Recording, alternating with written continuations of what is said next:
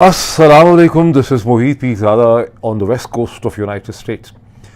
यहाँ जहाँ मैं हूँ west coast of United States में, यहाँ अभी 30 जुलाई 2025 और बुध के दिन की अर्ली इवनिंग है, शाम हो रही है। लेकिन हिंदुस्तान पाकिस्तान बरसगीर में, मशरक़ वस्ता में, नॉर्थ अफ्रीका में अब 31 जुलाई 2025 और जुमेरात के दिन का आगाज़ हो रहा है। इस स्टेज पे मेरे सामने बहुत सी डेवलपमेंट्स हैं जिनका ताल्लुक़ पाकिस्तान से है, खैबर पख्तूनख्वा से है, बाजोड़ से है, इमरान खान के बेटों से है, पाकिस्तान की सियासत से है, अमेरिका से है, हिंदुस्तान से है, मशरक़ वस्ता से है, जहां एक बार फिर ये ख़तरा महसूस किया जा रहा है, जैसे कि रूस ने ईरान को ये वार्न किया है कि अगस्त की जो डेडलाइन अमेरिका की है डोनाल्ड ट्रंप की, उसके बाद एक बार फिर ईरान के ऊपर इसराइल और अमेरिका का हमला जो है वो हो सकता है। ये तमाम डेवलपमेंट्स मेरे सामने हैं, लेकिन गुज़श्ता 2-2.5 घंटों की जो सबसे बड़ी ब्रेकिंग डेवलपमेंट ऑफ इंटरेस्ट है, आप सबके लिए होनी चाहिए, वो है जब अमेरिका के सदर डोनाल्ड ट्रंप ने अपना जो सोशल मीडिया प्लेटफॉर्म है ट्रूथ सोशल, उसके ऊपर उन्होंने ये इंकशाफ किया या ख़बर नशर की कि पाकिस्तान के साथ अमेरिका ने एक बड़ी important trade and oil deal जो है वो उनकी हुकूमत ने साइन कर ली है, जिसके नतीजे में बहुत जल्दी एक अमेरिकन ऑयल कंपनी कॉरपोरेशन, जिसका अभी फ़ैसला नहीं हुआ, वो अमेरिका वो पाकिस्तान में ऑयल जो एक्सप्लोरेशन है वो काम करेगी, जिसके नतीजे में उन्होंने अज़े राह मजाक उसमें ये जुमला भी ऐड कर दिया है डोनाल्ड ट्रंप ने कि उसके बाद शायद पाकिस्तान हिंदुस्तान को भी ऑयल एक्सपोर्ट कर सके।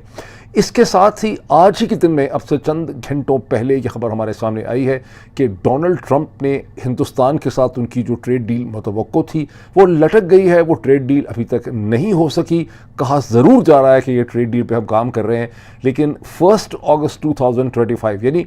1 अगस्त 2025 से हिंदुस्तान की इंपोर्ट्स पे अमेरिका में 25% ड्यूटीज़ जो हैं वो इम्पोज करती की हैं। ये सारा मामला क्या है, ये डोनाल्ड ट्रंप क्या कर रहे हैं, क्या हिंदुस्तान, पाकिस्तान, अमेरिका और चीन के दरमियान जो गुज़श्ता 20-25-30 बरस के एक डायनामिक थे, जिन्हें हमने एक अब फ्यूचर डायरेक्शन समझ लिया था, वो तब्दील हो गए हैं? क्या एक नया रीजनल ऑर्डर जो है अमेरिका, पाकिस्तान, चीन और हिंदुस्तान के दरमियान में शेप हो रहा है? ये जो चीज़ हम देख रहे हैं, ये डोनाल्ड ट्रंप की इस वक्त की कोई वक्ती टेम्प्रेरी किस्म की एक स्ट्रेटजी है। इसे इंटरप्रेट करना, इसकी तशरीह करना जो है मैं समझता हूँ बहुत ज़रूरी है, और यही मेरा मेन फोकस भी इस व्लॉग में होगा। लेकिन इससे पहले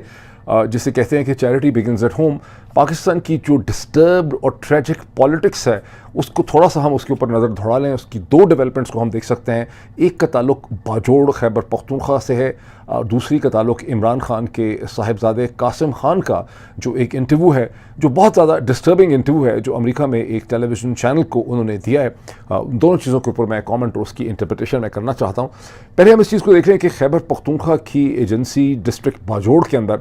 जहाँ 29 जुलाई को एक 3 या 4 दिन का कहा गया था कि 3 दिन का मिलिट्री ऑपरेशन आगाज़ किया गया, कर्फ्यू लगा दिया गया था। ये एक ऐसा मिलिट्री ऑपरेशन था जिसका नोटिफिकेशन तो डिप्टी कमिश्नर साहब बहादुर ने इशू किया, लेकिन इसके नतीजे में पाकिस्तानी फ़ौज, मिलिट्री और गनशिप हेलीकॉप्टर्स जो हैं उन्होंने एक मिलिट्री ऑपरेशन का आगाज़ किया, जिसमें शुरू में ही खबर आई और क्लेम किया गया कि 4 हमने दहशतगर्द जो है वो मार डाले हैं, बहुत से लोग जो हैं वो ज़ख्मी हो गए।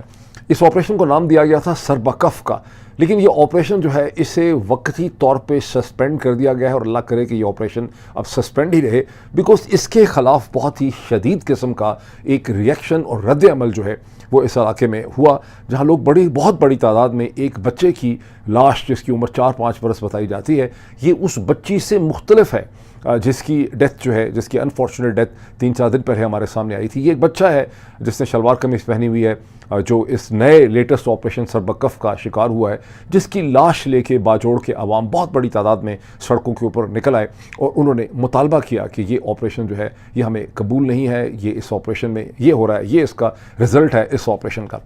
इससे पहले लोगों का रिएक्शन तो खैर पिछले 12, 14, 15 घंटे में हमारे सामने आया, लेकिन इससे पहले भी जैसे ही इस ऑपरेशन का पता चला था, या लग रहा था कि ये ऑपरेशन का आगाज़ होगा, तो उस वक्त जो लोकल पॉलिटिकल लीडरशिप थी उसने इसके ख़िलाफ़ एक बड़ी सख्त पोजीशन ले ली थी, जिसमें ज़रूरी है कि हम उन लोगों के नाम भी लें, बिकॉज उन्होंने खासी पोजीशन इसमें ली, जिसमें local MPs doctor Hamidur Rahman जो हैं उनकी बड़ी क्लियर पोजीशन थी कि हम इस ऑपरेशन को एक्सेप्ट नहीं करते, हम इसके ख़िलाफ़ सड़कों पर निकलेंगे। इसी तरह अनवर ज़ेब खान साहब जो لوکل MP ہیں, یہ پہلے تھے محمد نثار خان, اور بلکہ خود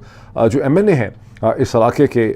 مبارک زیب خان صاحب, جن کے اوپر طرح طرح کے الزامات لگتے رہے ہیں پاکستان تحریک انصاف کو بیٹرے کرنے کے لیے, اور جو شہباز شریف صاحب پرائم منسٹر کے special adviser to prime minister Pakistan ہیں, SAPM ہے, ان کی بھی بڑی سخت پوزیشن تھی کہ یہ آپریشن جو ہے ہمیں یہاں پہ قبول نہیں ہے. لیکن سب سے جو آرٹیکولیٹڈ پوزیشن میں نے دیکھی تھی وہ جماعت اسلامی سے تعلق رکھنے والے لیڈر جناب مشتاق احمد صاحب کی تھی, فارمر سینیٹر. اور سینیٹر مشتاق نے گاڑی میں کھڑے ہو کے ایک ویڈیو ریکارڈ کی, میرا خیال ہے 3 منٹ کی, جس میں انہوں نے, میں نے تو پچھلی دفعہ جو میں نے ویلاگ میں اس کا ذکر کیا تھا اور میں نے کہا تھا کہ یہ آپریشن نہیں ہونا چاہیے, تو میں نے 12 بڑے آپریشن یاد کروائے تھے آپ کو, جو ایک کوئک گوگل ریسرچ سے میں نے نکالے تھے. لیکن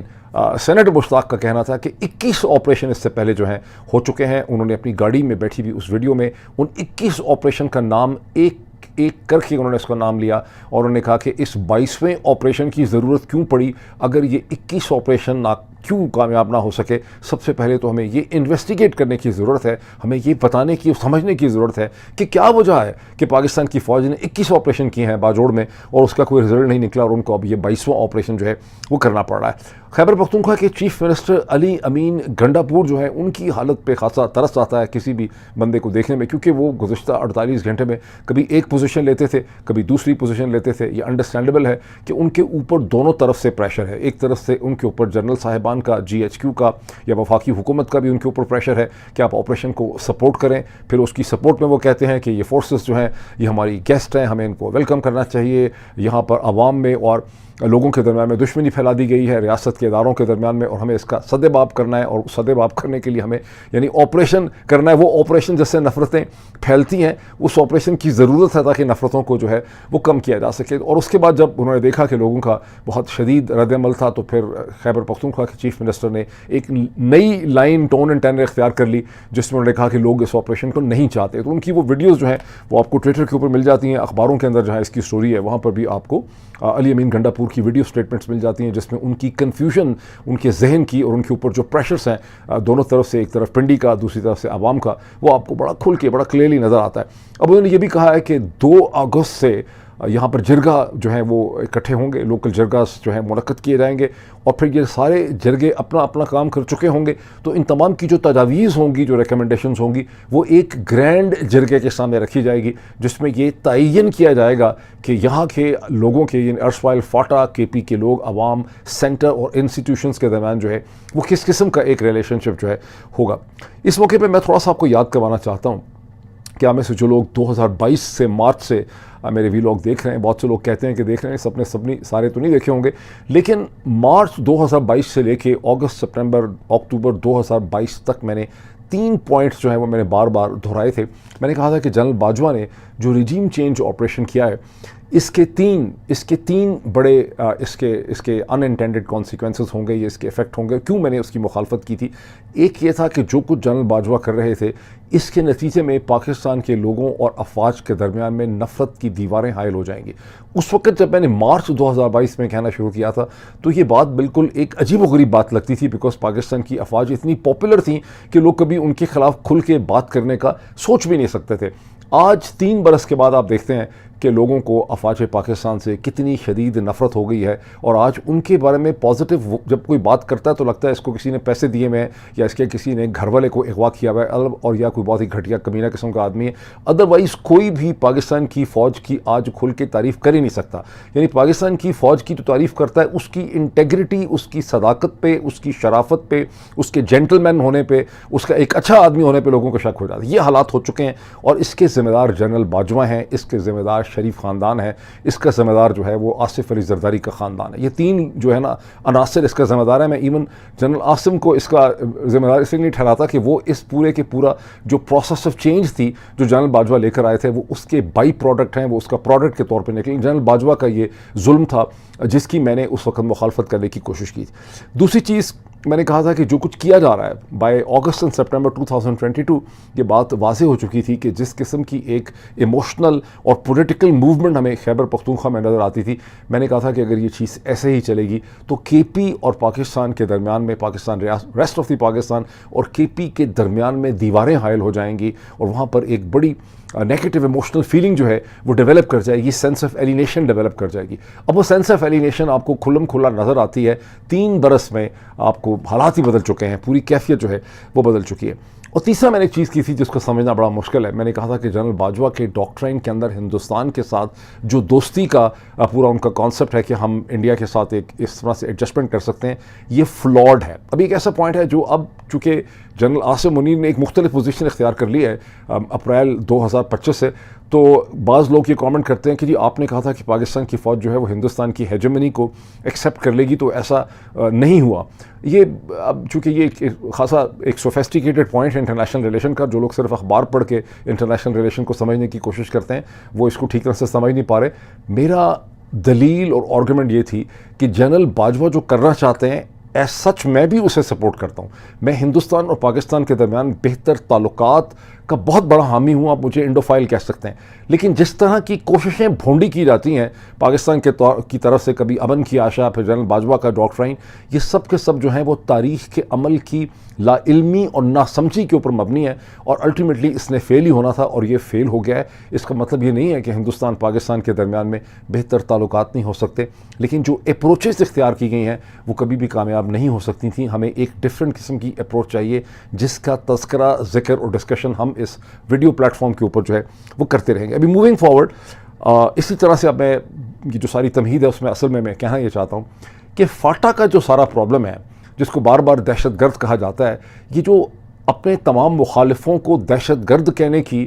جو ساری روش ہے، یہ امریکہ اور اسرائیل نے ڈالی، اور 9/11 کے بعد چونکہ سب کو دہشت گرد کہہ دیا گیا، تو دنیا میں جہاں کہیں بھی انسرجنسی تھی، ریزسٹنس تھی، کسی حکومت یا اسٹیٹ اتھارٹی کو کہیں چیلنج تھا، کہیں لوگ اس کو چیلنج کر رہے تھے مختلف ریزنز کی وجہ سے، خواہ وہ فلپین ہو، ہندوستان میں کشمیری ہو، مشرق وسطیٰ کے اندر کہیں کچھ ہو رہا ہو، اسرائیل کچھ ہو رہا ہو، پاکستان میں کچھ ہو رہا ہو، سب کو دہشت گرد قرار دے دیا گیا ہے۔ ہمیں، اور اس میں پاکستان کے جو سارے اخبارات لکھنے لکھانے والے کالمنسٹ ہیں، یہ بھی سارے اس جرم کے اندر شامل ہیں۔ سوچنے کی بات یہ ہے کہ ہمیں جو صورتحال خیبر پختونخوا ارسوائل فاٹا کے اندر ہمیں جو صورتحال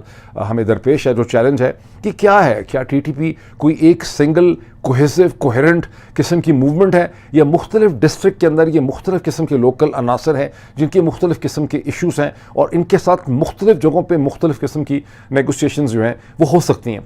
یہ پنجاب کے اندر، اسلام آباد میں، لاہور میں، کراچی میں بیٹھے ہوئے ایکیڈیمکس کو، صاحب علم و دانش کو، وکلا کو اس کے اوپر غور کرنے کی ضرورت ہے کہ اصل میں یہاں مسئلہ ہے کیا۔ یہ جو بار بار ٹرم استعمال کی جاتی ہے، کبھی ان کو فتنہ الخوارج، کبھی اس کو فتنہ الہندوستان، کبھی کچھ، کبھی دہشت گرد، یہ اس کا ہرگز بھی حل نہیں ہے۔ یہ میں آپ کو جنرل باجوہ کے ڈاکٹرائن کی طرف میں جو اشارہ میں کر رہا ہوں، بیکاز آج 3 سال کے بعد میں یہ کہہ سکتا ہوں کہ جنرل باجوہ کا ڈاکٹرائن جو تھا، اگر اس وقت جب میں کہتا تھا کہ وہ تمام سپرفیشل تھا،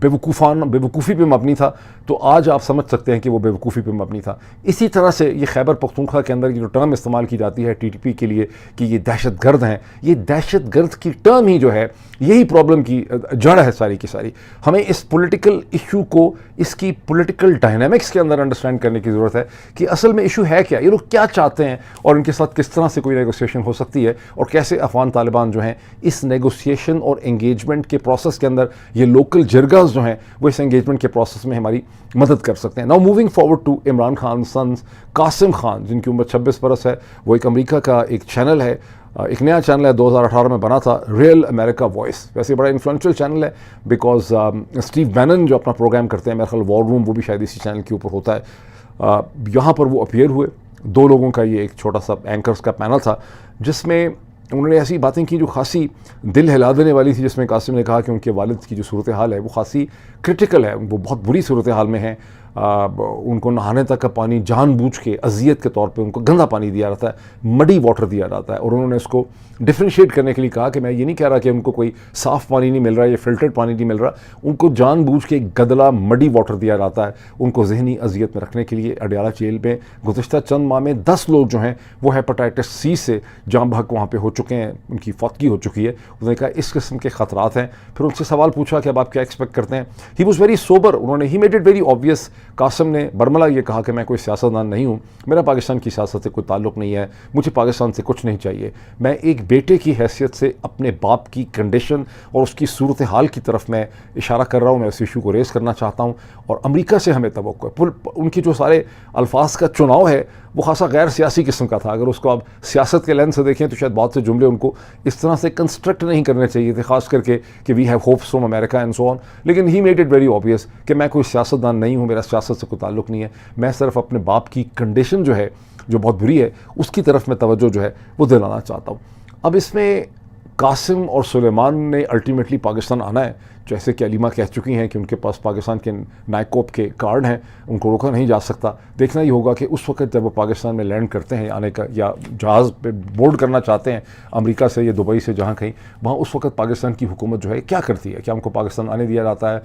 या उनको गिरफ़्तार कर लिया जाता है, उनको बाहर निकलने दिया जाता है। ये एक इम्पॉर्टेंट चीज़ होगी हमारे लिए देखने वाली। अब आएँ डोनाल्ड ट्रंप की उस सूरत हाल की तरफ जहां आप देखते हैं कि डोनाल्ड ट्रंप पाकिस्तान के साथ उनकी एक लव अफेयर चल रही है, मोहब्बत में गिरफ़्तार हो चुके हैं और पाकिस्तानी जनरल साहिबान के साथ, और दूसरी तरफ वो मुसलसल हिंदुस्तान को और नरेंद्र मोदी की हुकूमत को एम्बेरस कर रहे हैं। अब जो ट्रूथ सोशल पे उन्होंने अपना ट्रूथ ट्वीट किया है, और आप ये भी जहन में रखें कि ट्रूथ सोशल में जो ट्वीट्स होते हैं, जो रीट्वीट होते हैं, उनको ट्रूथ रिपीटेड कहा जाता है। तो उन्होंने कहा कि हमने आज पाकिस्तान के साथ, उन्होंने पाकिस्तान भी नहीं कहा, उन्होंने कहा कंट्री ऑफ पाकिस्तान के साथ हमने जो है ट्रेड डील भी कर ली है और ऑयल हमने डील की है, जिसके नतीजे में बहुत जल्दी एक अमेरिकन कंपनी जिसका अभी ऐलान नहीं हुआ, उसका चुनाव नहीं हुआ, वो कौन सी कंपनी होगी, वो पाकिस्तान के massive oil reserves, oil and gas reserves जो हैं उनको एक्सप्लोर करेगी। अब ये massive oil and gas reserves कहाँ हैं, किधर पाए जाते हैं, इसकी कोई डिटेल जो है डोनाल्ड ट्रंप ने नहीं दी। जब डोनाल्ड ट्रंप ने ये ट्रूथ सोशल पे ट्वीट किया तो सबसे पहले इसे मेरा ख्याल है मिंट ने पिक किया, याहू फाइनेंस ने पिक किया, उसके बाद आहिस्ता आहिस्ता 10-15-20 मिनट के बाद दुनिया के तमाम अखबारात ने, उसमें Reuter news agency, AFP, Hindustan के अखबारात, अमेरिका के पब्लिकेशन, उन्होंने इसको पिकअप कर लिया। अभी 3-4 घंटे पहले की बात है। उसके बाद से एक खप पड़ गई है सारी की कौन से ऑयल रिजर्व्स हैं पाकिस्तान के जो कि अमेरिकन कंपनी, कौन सी कंपनी जो है इन्हें एक्सप्लोर करने वाली है। उसमें स्टोरीज़ में लोगों ने ये भी लिखा है, लोगों ने नहीं, मेरा मतलब रिपोर्टर्स ने और पब्लिकेशंस ने ये बताया कि इसाक डार साहब कि एक हफ़्ता पहले जब अमेरिका के secretary of state Marco Rubio के साथ उनकी मुलाकात हुई तो उसमें मादनियात का, मिनरल्स और माइनिंग का उन्होंने जिक्र किया था, ट्रेड डील का उन्होंने जिक्र किया था, उसमें किसी ऑयल एक्सप्लोरेशन का जिक्र नहीं हुआ। तो फिर ये ऑयल एक्सप्लोरेशन जो है ये कहाँ है, और ये जो मादनियात का मसला है ये तो लोगों ने बहुत एब्जॉर्ब कर लिया हुआ है। इवन अभी बाजोड़ के अंदर जब ऑपरेशन के ख़िलाफ़ रेजिस्टेंस हो रही थी, ट्विटर के ऊपर लोग कमेंट्स कर रहे थे गुज़िश्ता 48 घंटे में, 24 घंटे में, तो वहाँ पर भी 12 लोगों ने इल्ज़ाम लगाया कि बाजोड़ का ये ऑपरेशन जो है ये दहशत गर्दों के ख़िलाफ़ नहीं किया जा रहा, बल्कि यहाँ की मादनियात को और मिनरल्स को सिक्योर करने के लिए, उन पर कब्ज़ा करने के लिए किया जा रहा है। तो मादनियात के हवाले से तो बड़ी बहस हो रही थी। ये ऑयल की कहानी जो है, ये ऑयल रिसोर्स कौन से हैं जिसकी एक्सप्लोरेशन में एक अमेरिकन कंपनी रोल प्ले करेगी, और फिर उन्होंने ये भी साथ उस पर एक वक्त लगा दी है कि हो सकता है कि बहुत जल्दी पाकिस्तान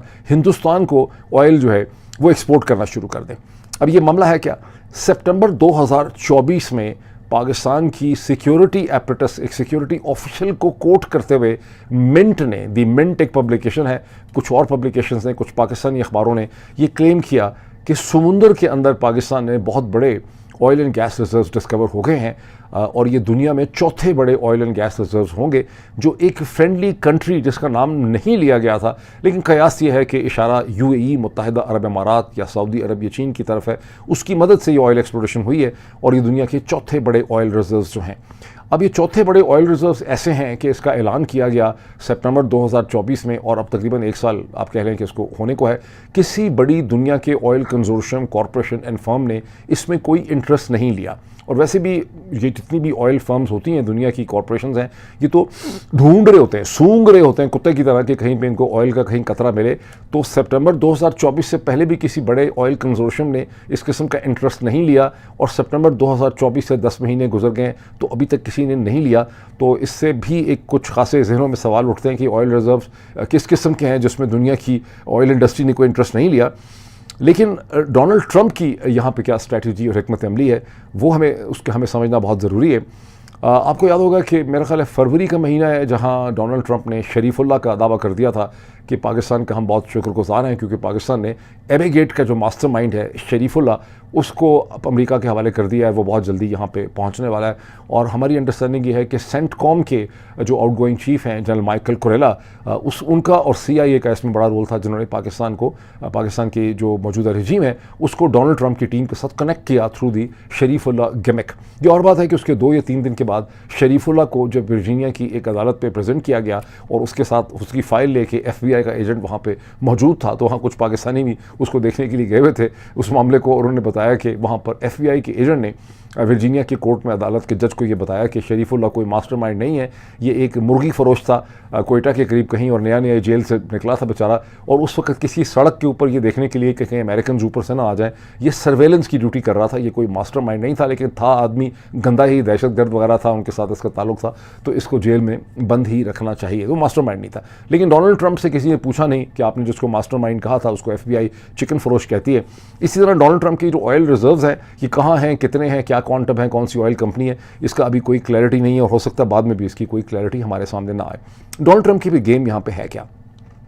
اور یہ جو ڈونلڈ ٹرمپ نے 25% ہندوستان کو ڈیوٹیز ٹھوکی ہیں وہ کیا ہے. جو چیز ہمیں سمجھ آ رہی ہے اور دس از سبجیکٹ ٹو کہ آنے والے دنوں میں مزید ہمیں اس کی کلیریفیکیشن ملے گی, جو چیز ہمیں سمجھ آ رہی ہے کہ ڈونلڈ ٹرمپ جو ہیں ان کا جو ٹریڈ میں ان کو جو مسائل درپیش ہیں اس وقت دنیا سے ڈیل کرنے میں, وہ 3 جگہوں میں ان کو بہت مسائل پیش آ رہے ہیں اسٹریٹجک لیول پہ. ایک ان کو اس روس سے جس سے ان کو بہت امید تھی کہ ان کے وائٹ ہاؤس میں پریزیڈنٹ بننے سے پہلے یوکرین کی جنگ پوٹن بند کر دے گا, وہ جنگ بند نہیں ہوئی. ڈونلڈ ٹرمپ کی مسلسل ہیومیلیشن ہے, پہلے انہوں نے کچھ ہفتے دیے تھے پھر کچھ دن چینج ہوئے پھر 10-12 دن رہ گئے ہیں کہ اگر 10-12 دنوں میں بھی پوٹن نے یوکرین کی جنگ بند نہ کی تو 100% سینکشنز جو ہیں وہ رشیا پہ لگا دی جائیں گی. دوسرا انہیں امید تھی کہ جب انہوں نے 145% ڈیوٹیز چین کے اوپر لگائی ہیں تو چین سکم کر جائے گا اور چین ان کو بہت بہتر ڈیل آفر کر دے گا جس میں چین ایکسیپٹ کر لے گا کہ 30-40-50% ڈیوٹیز جو ہیں وہ چائنیز گڈس پہ لگ سکتی ہیں, یا چائنا اپنی مارکیٹ جو ہے جو کنزیومر مارکیٹ ہے اس کو امریکہ کے لیے کھولے گا اور اپنی ایکسپورٹس میں کمی کرے گا. اس میں سے کوئی بھی چیز ابھی تک ڈونلڈ ٹرمپ کو نہیں مل سکی, اور جو ٹیمپرری طور پہ ڈیوٹیز عائد کی گئی ہیں چین پہ وہ 10% ہیں دونوں طرف سے. ایک 20% ایڈیشنل ڈیوٹیز جو ہیں وہ فینٹنل کا جو ایگریمنٹ ہو جائے گا, اس کا فینٹنل جو ڈرگ ہے اس سے ریلیٹڈ ہیں, لیکن چائنیز ان 10% کو بھی ماننے کے لیے تیار نہیں ہے. تو یہ دوسرا ایریا آف ریزسٹنس ہے جہاں ڈونلڈ ٹرمپ شدید فرسٹریشن کا شکار ہیں. اور میں نے پچھلے ویلاگ میں آپ کو بتایا تھا کہ سویڈن کے شہر اسٹاک ہوم کے درمیان میں امریکہ کی اور چین کی جو نیگوسیشنز ہوئی ہیں وہ تقریباً ایک تعطل کا شکار ہوئی ہیں, جس میں غالباً جو ٹیمپرری ارینجمنٹ ہے اسے مزید 90 دن کے لیے امپوز کیا جائے گا. اور ساتھ ہی امریکہ کے اخبارات میں یہ بات بھی چھپ رہی ہے کہ چائنیز سپر کانفیڈنٹ ہیں, انہیں لگتا ہے کہ ان کا اپر ہینڈ ہے, اور خطرہ یہی ہے کہ ڈونلڈ ٹرمپ کو الٹیمیٹلی چائنیز کے سامنے سرنڈر کرنا پڑے گا. وہ جو ٹاکو کا نام ہے نا, ڈونلڈ ٹاکو کہ ٹرمپ آلویز چکنز آؤٹ, وہ چیز چین کے حوالے سے بھی ہو جائے گی. تیسرا بڑا ایریا آف ریزسٹنس جو اس وقت ڈونلڈ ٹرمپ کو ہے وہ ہندوستان ہے, جہاں دونوں طرف یہ بہت زیادہ ایک نیریٹو تھا کہ multi dimensional multi strategic relationship ہے ہندوستان اور چائنا کا, اور ہندوستان میں بھی بہت امید تھی کہ ڈونلڈ ٹرمپ کے آنے کے بعد اور ہی ریلیشن شپ بڑا ٹیک آف کر جائے گا. وہاں مسئلہ یہ ہے کہ ڈونلڈ ٹرمپ یہ چاہتے ہیں کہ ہندوستان کی جو ایگریکلچر مارکیٹ ہے, ہندوستان کی جو آٹو مارکیٹ ہے, جو آٹو پارٹ مارکیٹ ہے, اور جو اس میں امریکہ کی کمپنیز کو جو ہے انٹری ملے. اسی طرح سے ہندوستان اپنی جو ریلائنس و خرید و فروخت ہے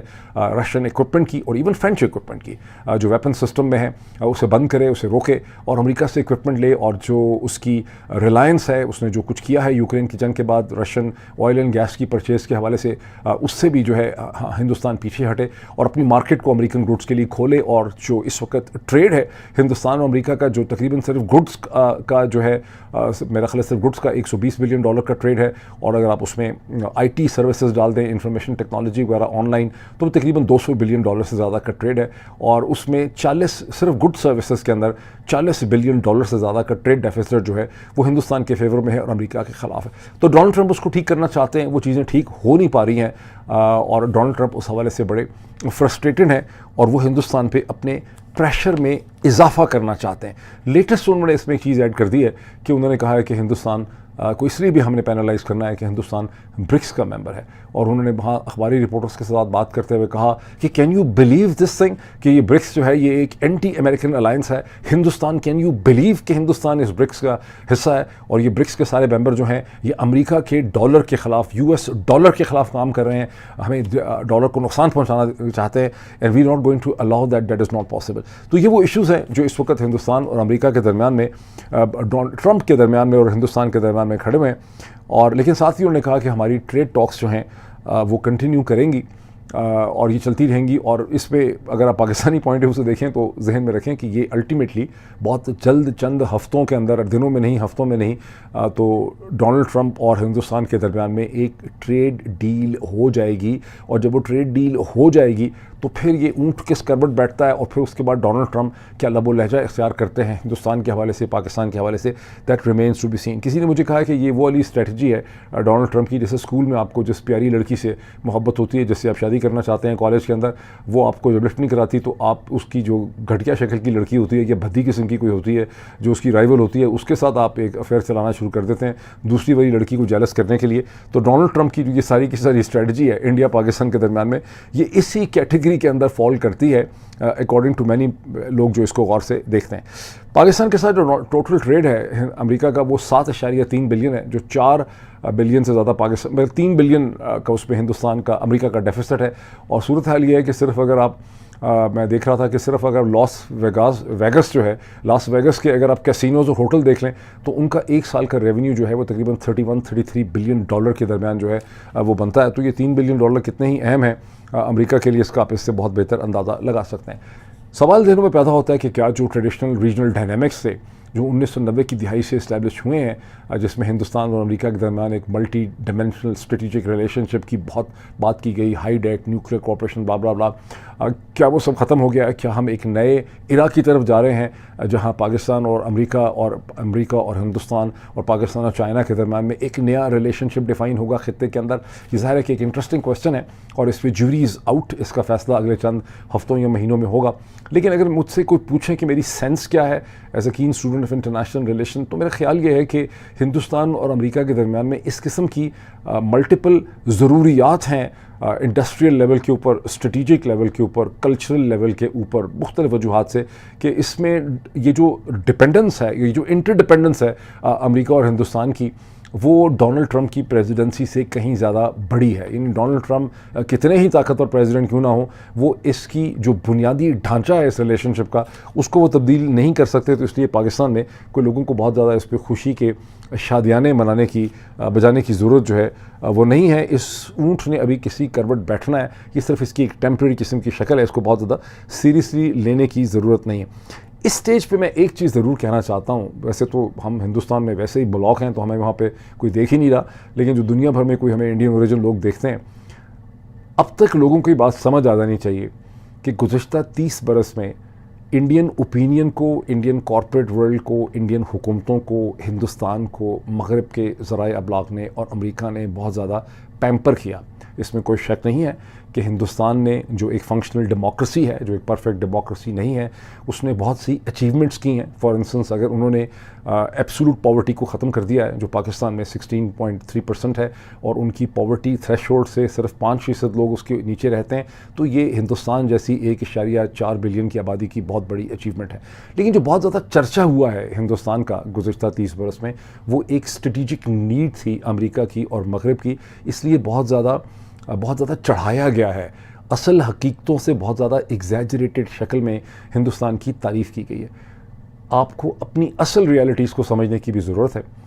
और मई की जो जंग हुई है हिंदुस्तान पाकिस्तान की,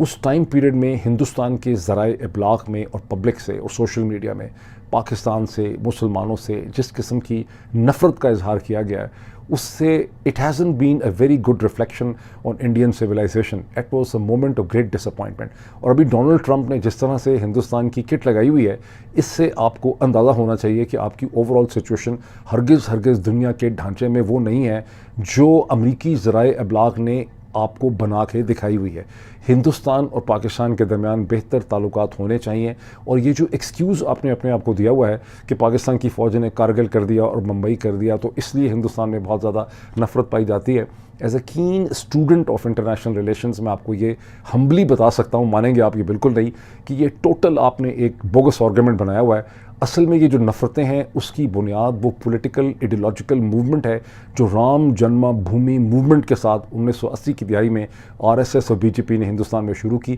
جو تشخص کی ایک پالیٹکس ہے. اس کے نتیجے میں یہ نفرتیں مچائی گئی ہیں. یہ وقت ہے کہ ہم ان نفرتوں کو ریکنسیڈر کریں between Indians and Pakistanis, between Muslims and Hindus, because باقی ساری دنیا میں حالات بڑی تیزی سے بدل رہے ہیں. اور ڈونلڈ ٹرمپ کی یہ جو ساری کی ساری چالاکیاں یا مکاریاں یا ضروری یا ٹیمپرری ریکوائرمنٹس ہیں، اس سے بہت سی چیزوں کا آپ کو اندازہ جو ہے وہ ہو جانا چاہیے. ابھی اتنا ہی، پھر آپ سے ملاقات ہوتی ہے. Thank you.